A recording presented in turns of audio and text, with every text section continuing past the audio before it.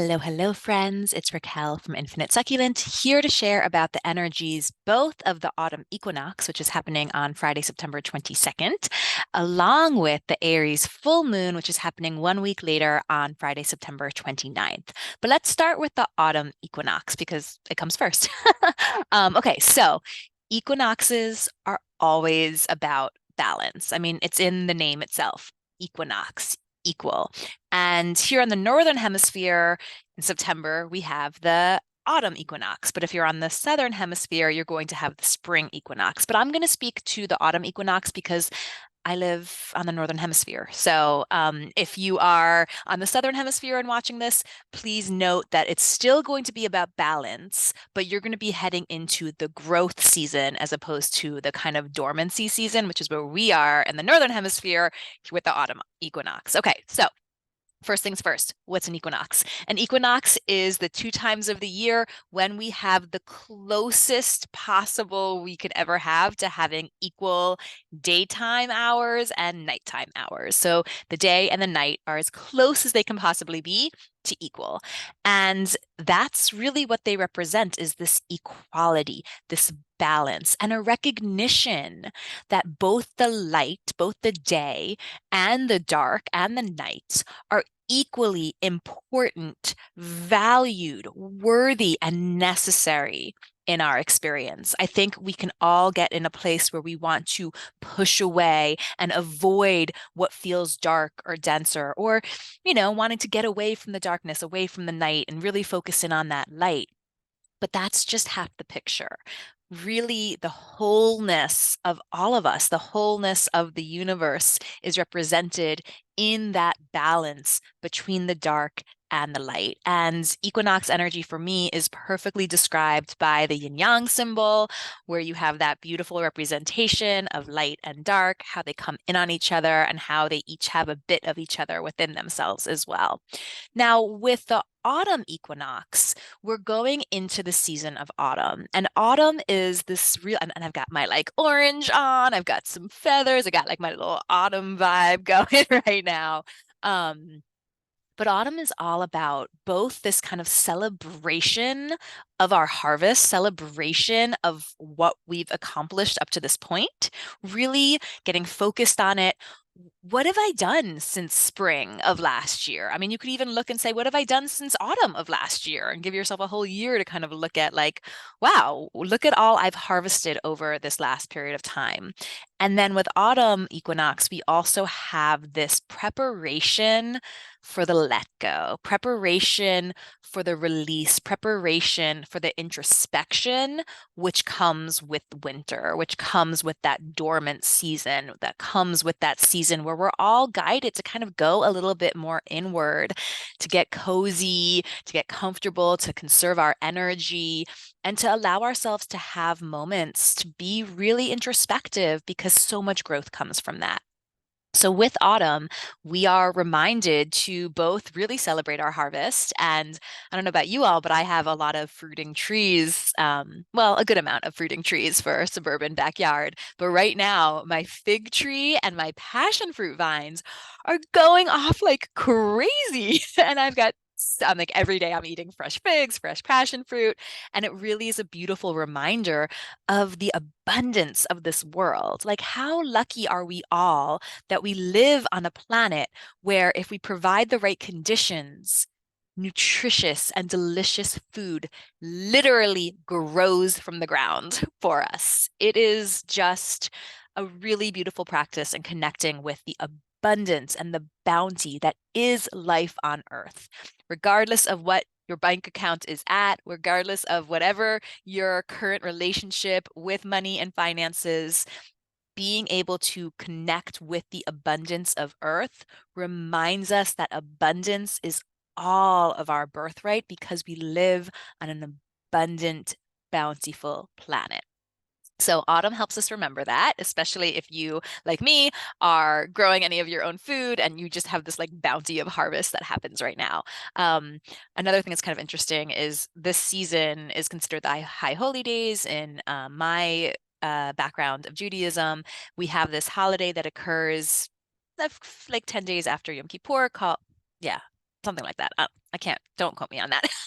I'm not religious anymore, so please don't quote me on that.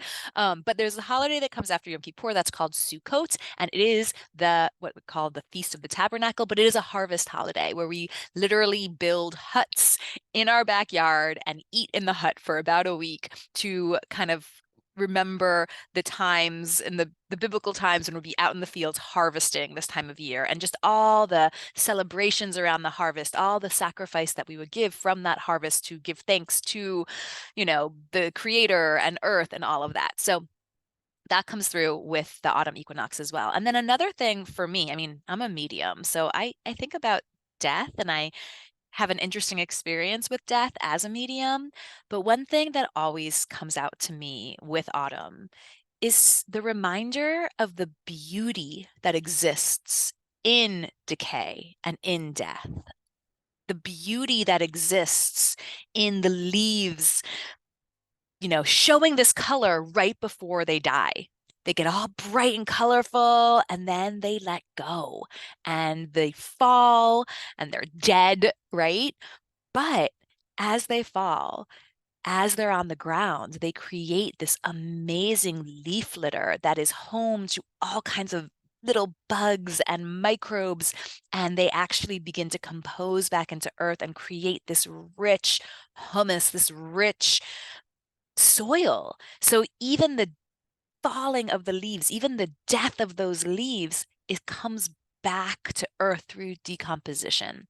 And it's just a beautiful reminder to all of us that death is not in opposition to life. Death is part of the life cycle. And autumn is a beautiful reminder for all of us, first of all, of the beauty that exists in the decomposition, the beauty that exists in the decay and in the let go, and also a reminder that death is an integral part of life. Okay, so that's the autumn equinox. Now let's talk a little bit about the Aries full moon on September 29th. So one theme that kind of travels from the autumn equinox into this Aries full moon is actually the theme of balance. Autumn equinox is about balance, balancing the light and the dark, balancing our action of harvesting along with the slow down into colder weather and winter and things like that. When we're talking about the Aries full moon, we're actually really talking about balancing our focus on self with our focus on the other. And that's because as this Aries moon is full, we have the sun and Libra, and Aries and Libra have this polarity to them. Um, so the Aries energy is really all about me. It's all about self. It's all about passion. It's all about taking aligned actions quickly. It's like got that fiery energy to it. And it's a cardinal sign. So it's like it wants to get things going. Libra, on the other hand, represented by the scales, is an air sign. So it has a lot to do with mindset, our thoughts, our beliefs. But Libra is also all about we. It's all about community. The energy of Libra is about I can't say the word I'm thinking of. Equality. Libra is all about equality, community, collaboration, fairness. My eldest daughter is a Libra, and like one of the things she says that I absolutely love is whenever she's like, "Mom, it's not fair," and I'm like, "Life isn't fair. Like, no one guarantees you that life is going to be fair." She's like, and this is so Libra of her, she's always like, "Well, if that's the case, then it's on us to make life more fair." And I'm like, "Yes, love. Yes, 100%." But that to me is so the sentiment of Libra. It's like, if life doesn't have this fairness kind of like guaranteed to us, then we need to try and create it. We want to create this balance, this fairness, justice, right? Justice is a big theme for Libra as well. So with the sun in Libra and the moon in Aries, we are guided to balance our selfishness with our selflessness, because honestly, harmonizing those two is really where the sweet spot is. We don't want to completely like ostracize ourself by always putting others before us. We don't want to allow our selflessness to actually disconnect us from our own self, right? We actually want to lean into that Aries energy of more self-centered focus when it comes to things like knowing what we really need, like what are our actual needs, and also what are our desires, along with that just journey of self-love. Being able to center our needs, our wants, our sense of self is extremely important. That being said, we don't also want to get stuck in this place of total self-absorption and forget that we are part of a greater whole and part of community, and also forget how good it feels to actually be of service to something larger than ourselves. So we don't want to lose ourselves in community, which is kind of a Libra theme, but we also don't want to isolate ourselves in self-absorption, which is kind of like an Aries theme, right? We want to find that balance. Want to find that sweet spot where we're focusing on ourself for our own self-love, but we also remember that we're doing this so that we can bring more of ourself, more of our authenticity, more of our love out into the world so we can ripple that out into the world.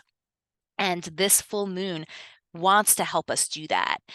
There's also a big energy with this full moon with self-expression. In fact, the theme that I identified when I was connecting in with the energy intuitively for this moon was let yourself free, let it out.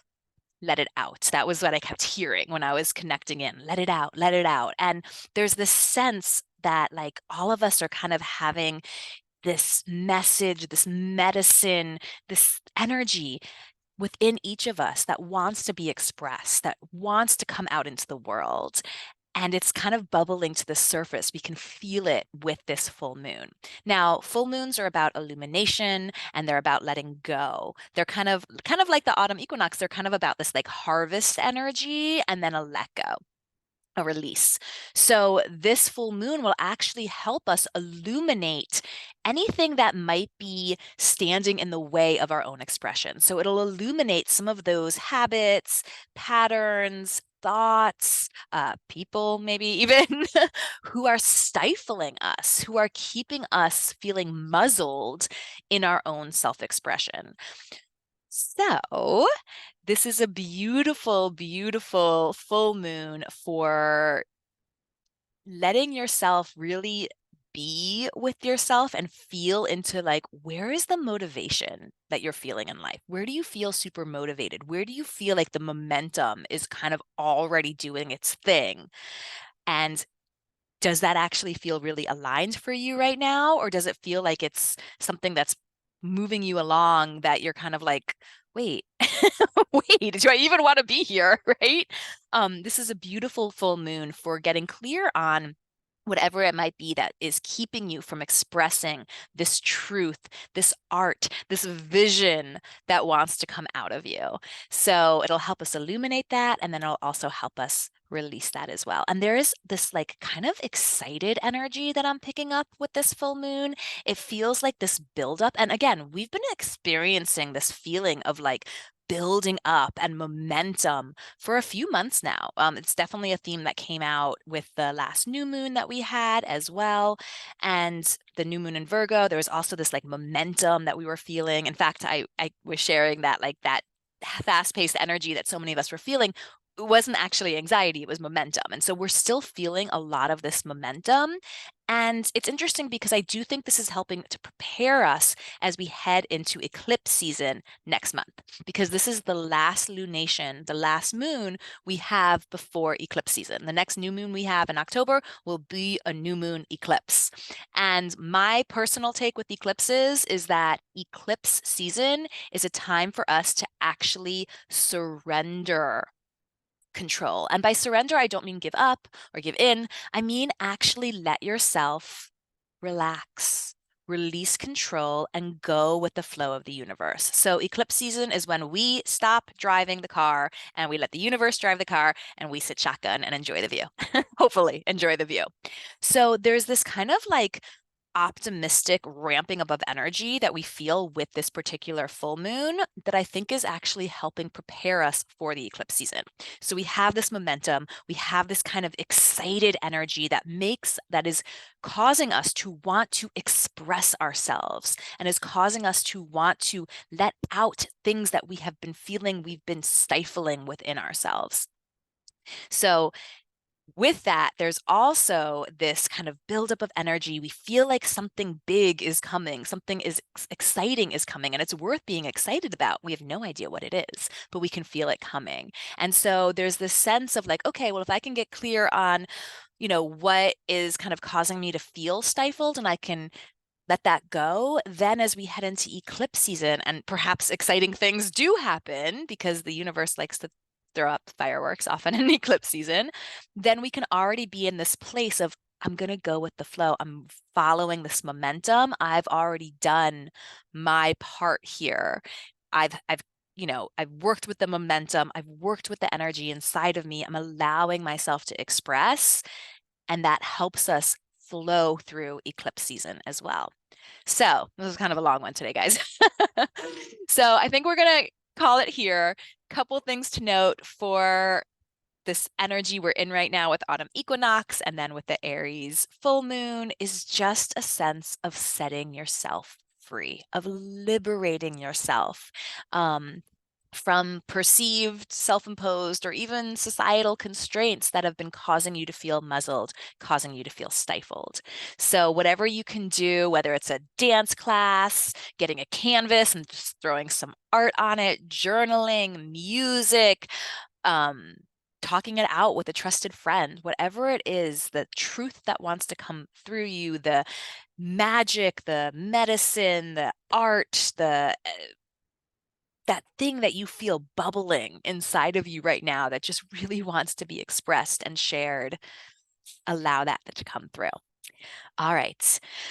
Thank you guys so much for being here. If you enjoyed this video, please subscribe and like and share. If you want more about the energy of this full moon, along with some journal prompts for this moon, please check out my moon blog. I will link it below. You can subscribe to that as well. And then you will get a newsletter, a moon letter, I like to call it, for every new moon and every full moon.